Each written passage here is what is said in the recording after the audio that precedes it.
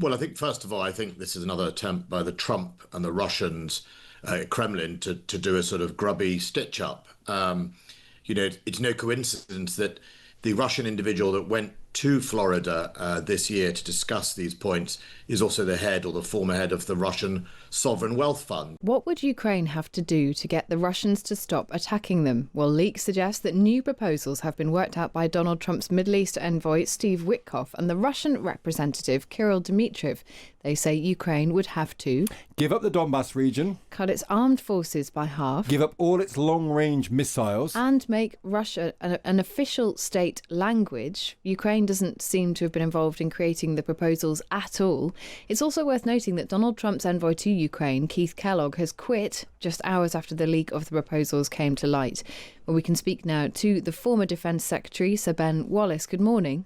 Good morning. Let's start with these plans on Ukraine because they do seem significant.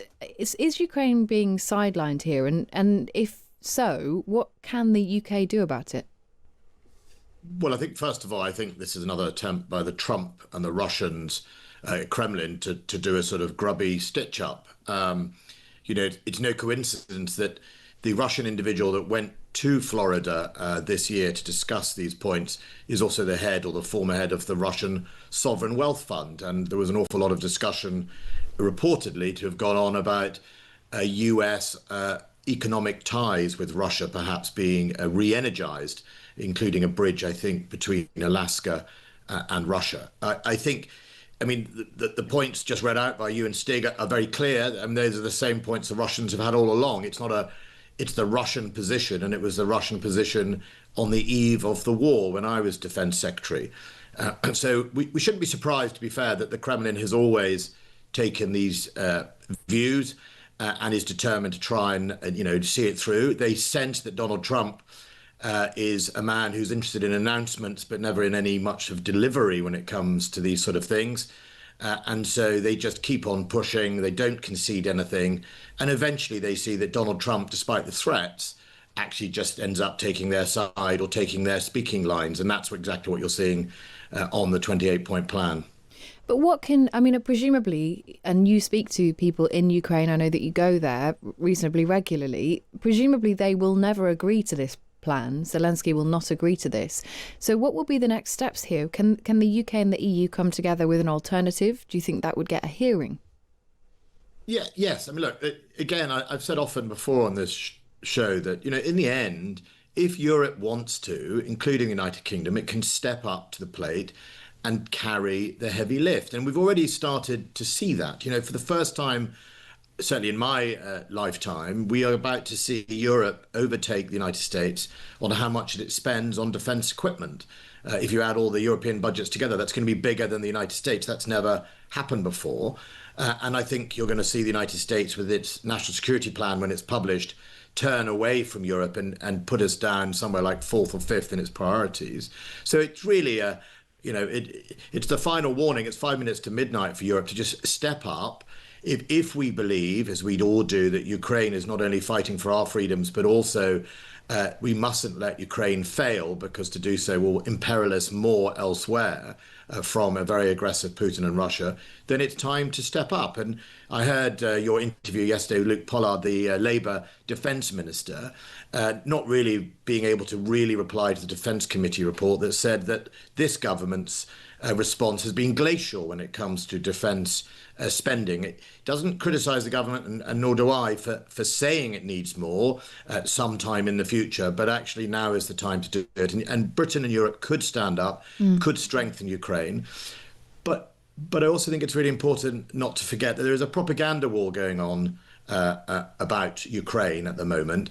Russia allocated in 2024 $1.8 billion to misinformation campaigns around the West to make sure to try and undermine public support and indeed paint Ukraine as a sort of hopeless case. They haven't been particularly successful. And as we get to the end of this year, we should really take stock of where Russia is, which is one of the problems that we find that Donald Trump doesn't seem to want to listen to his own intelligence agencies and the experts in the US who say Russia is not as strong as they make out to be. Only a couple of days ago, Russian oil plummeted to $36 a barrel. Brent oil, that's sort of around here, this part of the world, is 60 odd dollars a barrel. Their economy is going to survive a bit. It's on a war footing, but it is not as strong. And if we add up all the casualties and you look at the British Defence Intelligence's assessment, in this year alone, Russia has lost 350,000 casualties to this war for less than 1% of Ukraine. In fact, Yeah. 0.7% of Ukraine is how much they've achieved. That does not show a sign of Russia being really able to capitalize on Ukraine And as it would wish. And yet, there is still a conversation going on, and I assume you are not suggesting that this is part of that Russian disinformation campaign. But there is a big question about President Zelensky's strength as a political leader because of corruption allegations against his own government. Do you think that that's driving part of this conversation at the moment? No, I mean, if you only have to spend time in Washington, as I have recently, to discover there's an awful lot of discussions about corruption in the Trump White House that fills the airwaves. Now, whether that's proof that that may just be political challenge by the Democrats and his opponents, but fundamentally, yes. Look, Zelensky has a problem. He's been dealing with it. He needs to do more on it, definitely. But also, you can see the failure of Russian efforts. Despite $1.8 billion, public opinion across Europe is relatively still high in favor of defending Ukraine and helping Ukraine. It hasn't had the impact, but as long as President Zelensky makes sure he sorts it out in that group of individuals, then I think people will recognize that Ukraine is absolutely the side for us to support and try and see through to the end. What do you make of Keith Kellogg deciding to quit on this news?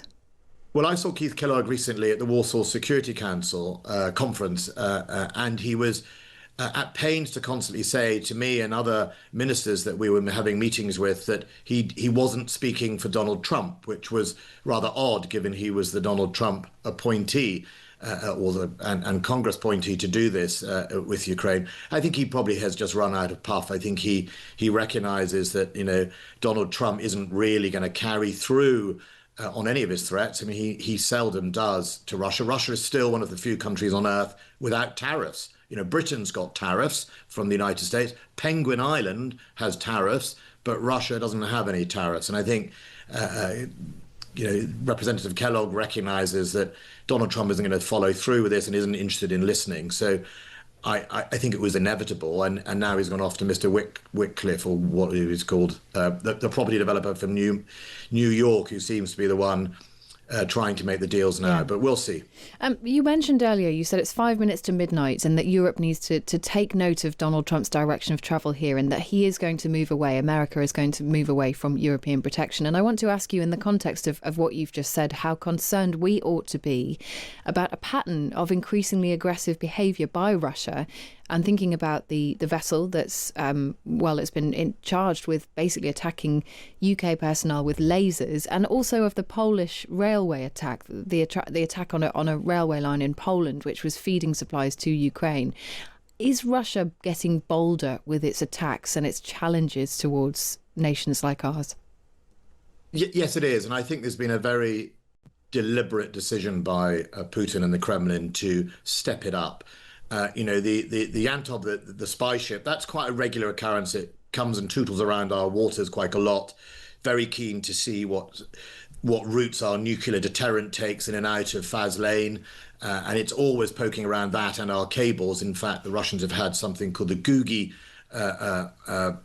which is a operation which is about, they call it the Undersea Research Directorate, but mainly its job is to monitor our cables and everybody else's cable in Europe. It's why when I was Defence Secretary, I commissioned RAF Proteus, a ship specifically designed to go and try and protect our cables and our allies' cables. So that's been sort of doing the rounds, pointing lasers, which the Defence Secretary declared yesterday at our aircraft is a new escalation.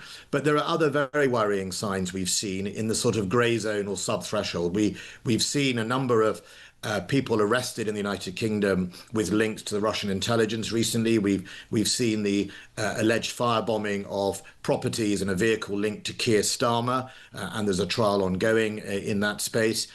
We saw something called the DHL plot that people haven't really seen much reporting on in the summer, which was where an individual from Lithuania and another individual linked to the Russian state had deployed bombs through DHL, included in things like sex toys and other devices that went off in a number of warehouses and caused fires.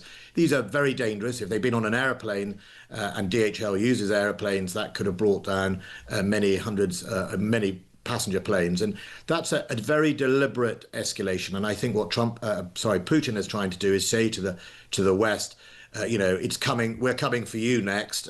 You need to back off. The coalition are willing. Better not think about putting anybody in Ukraine. And it's also a sign that Russia is feeling the heat, because the one thing they have failed to do this year is actually deal with the long-distance strike, the long-range strikes Ukrainians are doing against Russian oil and gas infrastructure. Their refinery capability is down 40%, and Russia is unable to defend itself against that. So on the battlefield, it is taking chunks of land at the cost of hundreds of thousands of people. But deep in Russia, it's still unable to defend itself against Ukrainian strikes. Ben Wallace, we have run out of time, but I want to ask you this because there's a number of stories in the newspapers this week about Northern Ireland, and I know that you served there. The SAS Regimental Association has written to the Secretary of State warning that more protection for former officers and those who served is needed. Is the government letting veterans down, in your view? Yes, it is. I was one of the key stakeholders that brought in the Northern Ireland legislation, the Legacy Act, that one of the first acts of Lord Hermer, the Attorney General, who was regularly on the side of people like Gerry Adams. When he came to be Attorney General, him and the Prime Minister decided that they were going to modify that act to a way to render it really in favour of the terrorists and away from our veterans. And I think that's a disgrace and lets them all down. And we've seen, when I was the Northern Ireland Minister, I saw literally a queue of reopened investigations and reopened public inquiries based on pretty thin gruel, a sort of reappraisal of ECHR and the yellow card rules of engagement that I had to serve under. And that's just seeing people dragged in front of courts. You don't see many terrorists being dragged in front of these courts. And I think that shows that we've got this completely out of kilter. We brought in another act, the Overseas Bill. Johnny Mercer and I, when he was the Veterans Minister, brought in an act to deal with things else outside Northern Ireland. I worry about the direction of travel of that. These men, originally men, but men and women, nowadays they risk their lives to protect us. They go where no one else can go. And to then, cook up something 30 years later based on eyewitnesses' accounts, for example, in one case I saw that turned out the eyewitness couldn't even have seen the location, I think is very, very damaging and dangerous for recruitment. Sir Ben Wallace, thank you so much for joining us and giving us your time on the programme this morning. That is the former Defence Secretary, Sir Ben Wallace.